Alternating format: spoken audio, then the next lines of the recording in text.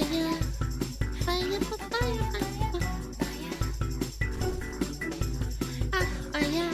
Let's do it. They caught the firebomber. Uh-oh. Someone firebombed this guy's house. Can you believe that? Almost 3 years ago now, I made a couple videos talking about a YouTuber whose house had been firebombed. The YouTuber's name is Friendly Jordies, and he was very outspoken about corruption, calling out bad actors in the local government, and Australia doesn't frick around. for all of this, his house was targeted in a firebombing. And actually, the fucking stooge that was in charge of this, the mysterious boogeyman, actually went for the double scoop on the firebombing, so they started by firebombing Friendly Jordy's neighbor, thinking that it was his house. This is some goony ass shit. They firebombed the wrong house, and then they did it again. Then when they realized they got the wrong house, Yeah, we talked about this. he I came remember back this. to firebomb Friendly Jordy's house. And luckily, no one died in this, but the intention was pretty clear, either to scare or kill Friendly Jordies. And now, almost 3 years later, there is someone who has been arrested for this. Some not so breaking news. One of the guys that firebombed my house back in 2022 has been sentenced to 5 years in prison. Now, Good. I'm grateful to the judge, the arson I think you should get more. squad and the financial crimes unit for all their hard work in securing this little bit of justice. That was a Herculean slog for the investigators to get it to that point at all, but this is hardly a definite end to this saga, and there are a few things that really need to be said in wake of this conviction. The man who was arrested and now facing 5 years in the Slammer is an associate Only of a 5 well-known years. crime... Only 5 years for trying to kill someone. Should be 20. At least 20. I think 20 is like the minimum. 5 years is not long enough, and this is the max 5-year term. family in the area. His name is Tuffy or Toofy, Goofy, I think 20 is whatever fair. the fuck it is, however you say his name.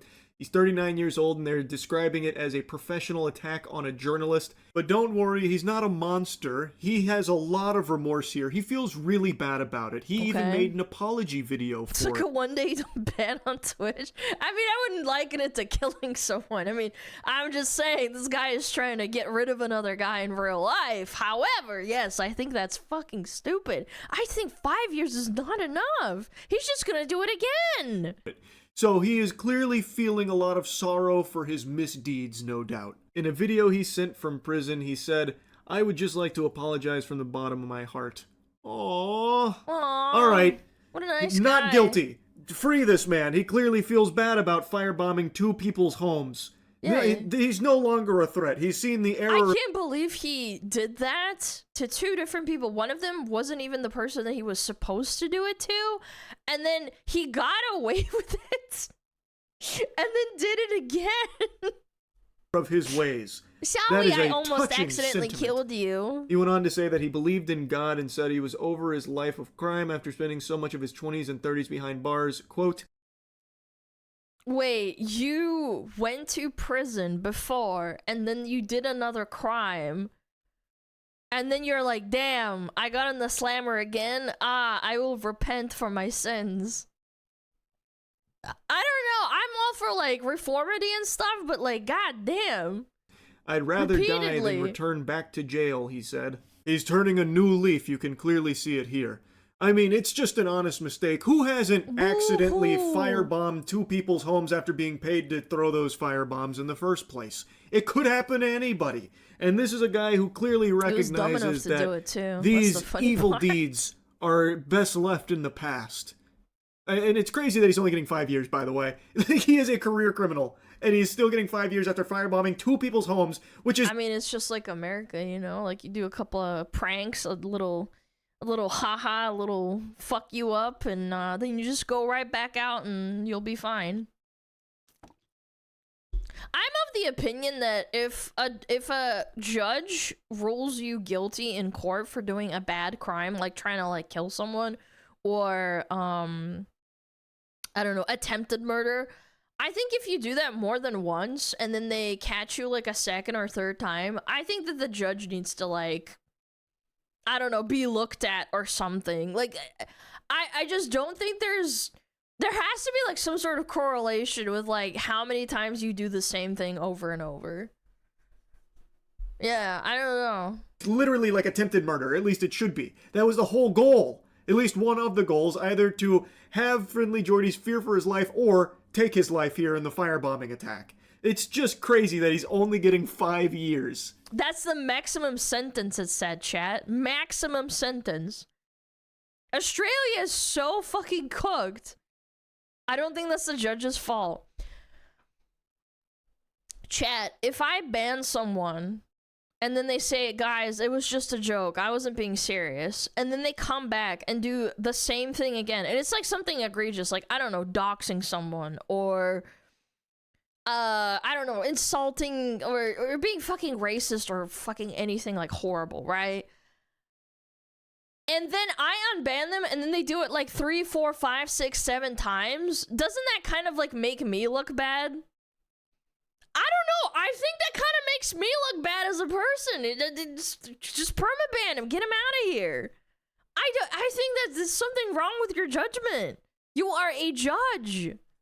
Maybe that apology really did weigh heavy on the heart of the 6, judge. 7. The person convicted of the firebombing is a man by the name of Tufi Jr. Tuisi Alua. I don't know if I'm saying that name correctly, and frankly, I don't care. I've never met Tufi Jr. I've never mentioned him in videos before. In fact, before he was charged, I'd never even heard of his name, nor do I hope to hear it ever again. It does, however, open a big question, a question which was not satisfactorily answered in court, and perhaps even more shamefully, not examined by most of the media. Why would a man with no connection to me whatsoever go to the effort of stealing a Mercedes, cloning number plates, surveilling my house? Wow. And then Premeditated, by the way. Here in Australia, don't keep people in prison very long. I say this in the most utmost like love for Australia because I lived in New Zealand for so long. Why do you guys have such an issue if you were a prison colony? I don't know. I just feel like you guys, you know, you're hardened people. You live in the desert. You're hot. You're living out in the jungle. Or not the jungle, not the literal jungle, but like you're living in like an area where it's hot and everything's trying to kill you. Like, you are hardened people. Why would you not be more strict with your prison sentencing? Yeah, you're already in prison. You have a jungle? Okay, well, I don't know. I've only been there twice or 3 times. Like, I don't know. Setting that house on fire. As Friendly Jordy's points out here, it's very interesting that the judge recognizes this as a professional attack, a coordinated attack here on Friendly Jordy's. They even call him the Muscle. That's what he was hired to do. Yet, at no point do they try and inquire as to who hired him and why. What were his... Corruption. They didn't look into it. They started looking into it and someone said, stop looking into it. Motives. Why would someone whom Jordy has never heard of, never mentioned at all, go through so much effort to firebomb his fucking house? That's awfully strange, right? Isn't that a little weird? They fully recognize that this was a paid, planned attack on Friendly Jordy's, yet don't bother to try and uncover who planned and paid for this attack. It's literally like in a movie. You know in the movies where it's like all this intense mystery and then the guy starts looking into it like as a detective or something, and then some guy comes up behind him and says, you should stop doing this before you regret it. And then they like leave him a letter, and then they start like bombing his car, you know, doing bad things to him. It's like a movie. I genuinely, like, call it a conspiracy if you want, but why wouldn't you investigate the person that hired it? In America, if someone hires a hitman, they sentence the hitman, and then they sentence the person who hired the hitman because they're guilty of it. Why wouldn't you do something about it? It wasn't just some random act of violence where this guy just had 2 firebombs sitting on his passenger seat from, you know, last Halloween where he won his, you know, the pyro from TF2 or something, and he decided, all right, I'll just throw these 2 firebombs over here. This was clearly a planned attack, and they recognize that, yet don't even give the slightest smidgen of effort. Too much work? I know, I think it's obstruction of justice. I don't think it's too much work. I think it's just something, yeah, like a mafia. To try and figure out who's behind it. That definitely smells a bit fishy. I think I know the answer. I'd wager some prominent defamation lawyers, property developers, and politicians also know the answer. There were some unsurprisingly cowardly and oblique hints of an answer in the ABC article about the conviction, an article which refers to me as an internet personality. Mr. Shanks, who uses the moniker Friendly Jordy's online, had mentioned the Alameddine crime network in a video 2 months before his home was set alight. No correlation whatsoever, weird. Mention the Alamedines. A lot of people mention the Alamedines, Anton. The Alamedine Crime Network might be one of the most prolific gangs in this nation's history. They're nightly news. Some people bank their entire journalistic careers on talking about the Alamedines. They don't get their houses burnt down. How characteristically low from the ABC, especially when even the judge labelled the firebombing as, quote, a professional attack on a journalist. Anton here acts as if it was a coincidence after reading out a BuzzFeed article on a stream. I found this fascinating. What Jordy's is mentioning here is that some journalists, like the one he's pointing out, are making the insinuation that because Jordy's has mentioned the Alamedine crime family before, prior to his house being set ablaze, that maybe it's not a coinky-dink. Maybe the two are related. But Jordy's hits him with the counterpoint here. He gets him with the Uno reverse, with some very basic logic, that the Alamedine crime family is one of the most infamous in the area, talked about daily as a piece of nightly news, where tons of journalists make their whole career solely around reporting on the Alamedine crime family. And yet none of them seem to be getting fucking napalm striked here like Jordy's was. So it's a pretty weak insinuation to make that doesn't pass the smell test. Especially because it's not like that's all Friendly Jordy's talks about is the Alamedine crime family or anything like that. This is not at all to excuse Toofy Jr. He tried to kill someone. He burnt down a house with no regard for not only the other potential occupants, but neighbours, which were the elderly, and for all he knew, could have been children. Even worse, because his motives are murky and and the people that were ordering it didn't care either. Seemingly transactional. He seems to have just been waved away with he was just the hired muscle. He tried to kill people. He burnt down a house. Things are a little bit scary in New South Wales, if you ask me. In Australia in general, you can order a firebombing, not only not get caught, but the muscle who does get caught gets about the same time as it takes to do a bachelor's degree. The guy responsible for double-fisting firebombs that could have killed multiple people is getting an extremely light, soft sentence of just 5 years, which is basically just the amount of time between Stranger Things seasons. And not only is he getting a light sentence, but the people that hired him... It's a slap on the wrist, dude. They openly are saying that he was the muscle. So they recognize he was the muscle for someone, but the people that he is the muscle for, they're not even bothering to try and investigate and find out the identity of. They're just like, oh, yeah, he was the muscle. And that's it. That's as far as we're gonna go. It's just so blatant. It's so obvious. It's so fucked. Pretty good risk to reward ratio, if you ask me. Over the past few years, I've faced multiple different criminal investigations and charges over what apparently in New South Wales is a far more serious crime, making YouTube videos. I don't think it's hyperbole to say that there were far more investigative and legal resources thrown at botched attempts to punish me than there were at punishing the firebombers. The fact that they framed him in the way they did, like we looked at this when it happened, they kind of framed it like it was his own fault. The people writing the articles about him and downplaying it. Doesn't that fucking like... Am I crazy here? Followed Friendly Jordy's at all for any length of time, you are probably familiar with the fucking ringer they have put this man through over the years. The justice system over there is trying so hard to bend them over their knee and spank his cheeks red every chance they get for even the slightest things. They will go to extremes for him. It's so backwards. All because I feel so bad. He posts videos online talking about corruption. Meanwhile, a firebomber who firebombed 2 houses, a career criminal as well, by the way, so he has a history too. Yeah, it's not like he's a random guy. Significantly less resources put into that investigation. You can't even argue like a plea for insanity or that he was like off his meds or something. The guy actually is just a career criminal. He does this for funsies. He just like, oh yeah, I'll give you some money to do that. It's fucking crazy. How can a man be charged and sentenced to 5 years in prison for a firebombing and the courts get to know nothing about his motives? No, they know everything that needs to be known about his motive. He was hired to do it. He was the muscle. Hired by who? Cares. Who cares? They don't give a fuck. Just gonna send him to jail for just a little brief period of time here and just let this whole thing quietly die down so that way people don't ask too many questions about this whole firebombing. In America, I remember reading an article about a woman that hired muscle to murk her own husband, and the guy failed, and she got a harsher prison sentence. Because she was the one that was like, all right, like, I don't know what it was of the legality of it, but because the fact that he didn't manage to hurt him made it so because she had the intent and planned it out and had sent him the money too. That made it worse in the eyes of the law because he didn't actually manage to, like, you know, do it. He failed at it. Yeah, he had intent, but it's like, you know, harsher women's prints will not be harsher in sentence. Oh my fucking god, you're literally not you're misunderstanding what I'm saying. I said the fucking sentencing length was harsher. Not like the actual prison itself, you dum-dum.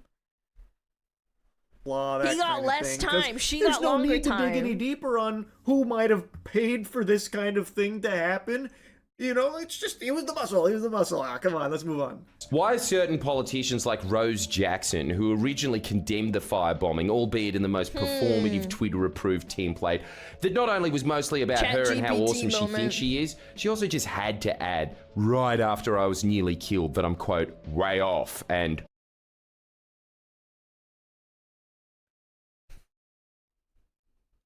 I wonder why she said that. Gross. I'll tell you what I think is way off, Rose. Hanging out with and propping up a development company which, again, shares the name of the video I was forced to remove due to death threats, and doing so... Is this not a cop moment? Is this not, like, a cop moment of saying that he's way off and gross, and she's just literally, like, talking to these people and being like... Sure are kind of chummy with these guys. Company, which again shares the name of the video I was forced to remove due to death threats, and doing so knowingly. You know.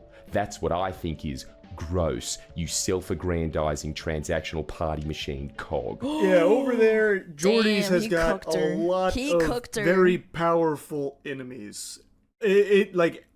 I've made a couple videos talking about Jordy's and everything that has gone on recently. It is not an overstatement to say that he literally does put his life on the line for the journalism that he does. And it's not just him, he does have a team as well that takes the same risk. They have some very powerful enemies over there. And it is very clear that they are willing to go to extreme lengths to silence Jordy's and his team. Keep in mind, the firebombing attack, they didn't know Jordy's wasn't home. They had no idea. They also didn't know about the neighbors' whereabouts if they were home. That very well could have ended with bodies. Just corpses. Charred corpses from this hired muscle coming out and firebombing these two houses. All to silence Jordy's... If he leaves, he loses? Yeah, but I don't want this guy to become a martyr because he fucking was standing up against these people. I understand what you're saying, but, like, I don't want this guy to die. That'd be horrible. And his team for their reporting on the blatant corruption over there. Why do the Alamedanes, an organized crime gang, give so much access to certain ABC journalists?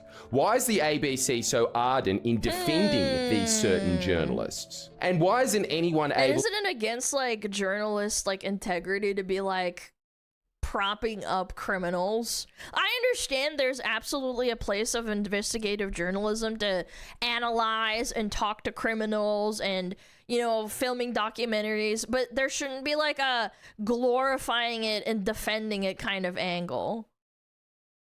I've watched plenty that were just like, here we go, look at these gangsters, they deal drugs and like do bad things. They don't like say, oh my god, this is awesome, they're fighting the good fight. Like, journalism and integrity in the same sentence. I'm just saying, I think that journalists can be. I mean, old school ones had integrity, I think. Yeah. To get enough evidence to bring whoever ordered the firebombing into a courtroom. I tell you, there's some very strange things happening in New South Wales. Very strange things indeed going on over there. I'm happy to at least see that someone was arrested in connection to the firebombing. That's good. 5 years is kind of laughable considering the crime. But I mean, I guess at least there was some semblance of, like, you know, catching the bad guys here to a certain extent. Nope. But there is a lot of work to be done. I feel like there was definitely a lot more that should have come from this. And hopefully it will. Hopefully there will be more that comes from this, God willing. Because holy shit, it is unhinged. Anyways, wishing the best for Friendly Jordy's here. Hopefully he and his team can stay safe. And just wanted to give you the update. That's about it. See ya. That sucks, man. I remember talking about this like a year or two ago. Back when I first started streaming, kind of. That's crazy, but only 5 freaking years. I mean, I know Australia has some really poor sentencing and stuff, but damn. And then they didn't investigate him. Bro. Yeah, go check out Friendly Jordies and Penguins. Oh, Mr. Charlie. I'm glad that he's bringing awareness to this. Fire, fire, fire, fire.